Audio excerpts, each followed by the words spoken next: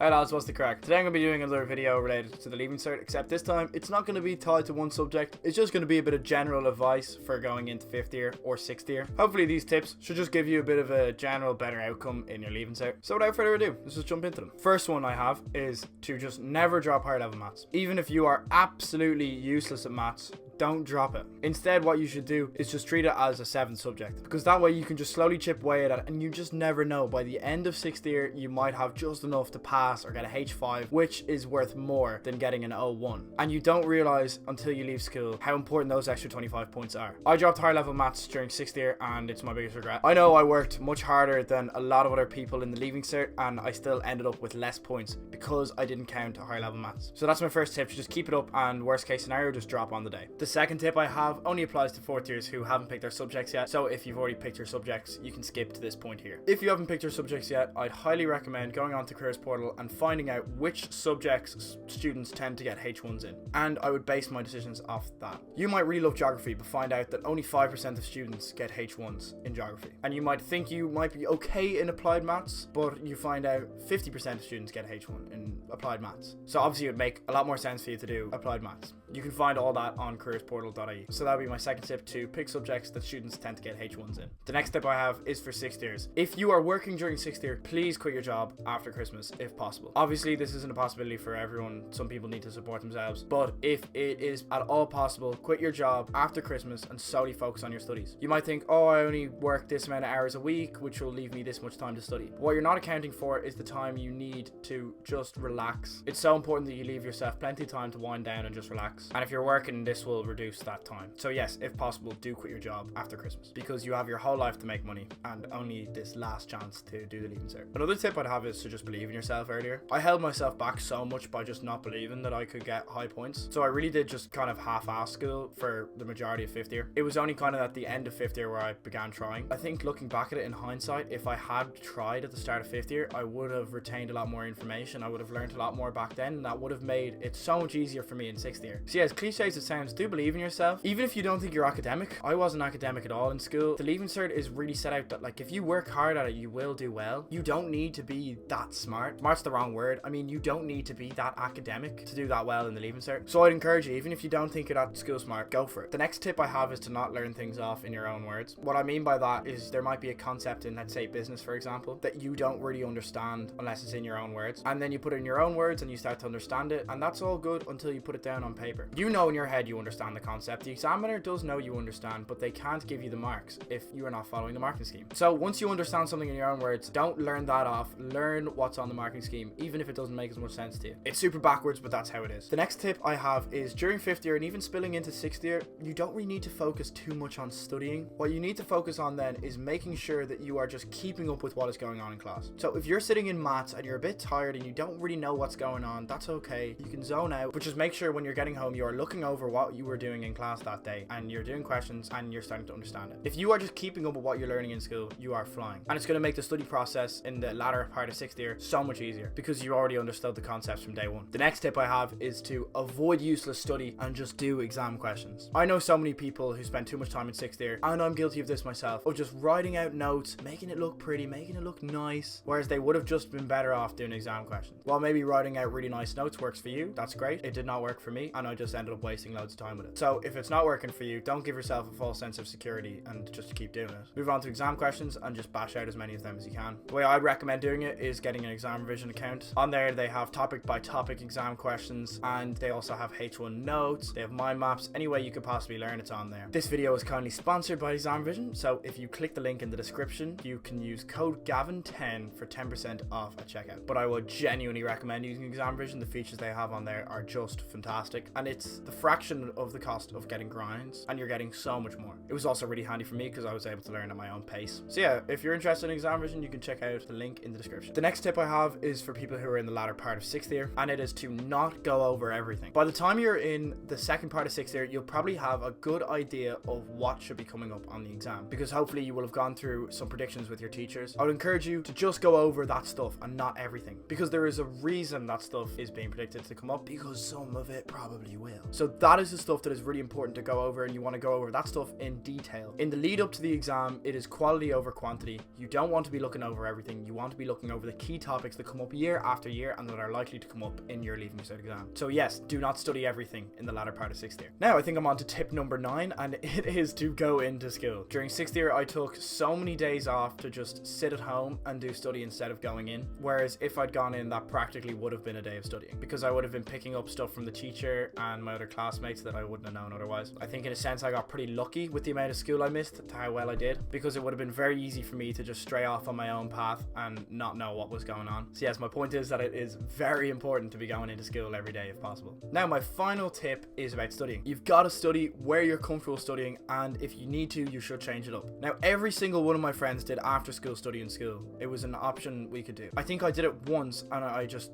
hated it because I was in my school uniform, I wasn't comfortable. I studied well at home. Now most people aren't like me. They don't study well at home. They liked going into school and doing it because it was all just in one place. But for me, that just wasn't appealing at all. I'm comfortable in my own home. I don't have too many distractions. So that's what I did. I studied where I was comfortable. I would go between using my desk, which I have in my bedroom, and then when I got bored of it here, I'd go downstairs and study at the kitchen table, and then I'd kind of go through that loop just so I wasn't getting bored of being in the same place all the time. Anyway lads, those were my 10 tips. Hope some of them were helpful to you. If they were, I'd really appreciate a like on the video, and if you could subscribe to my channel, that would be great too. Anyway, that's all I have for you today. Hope you have a wonderful day, and I'll see you lads in the next video. All the best.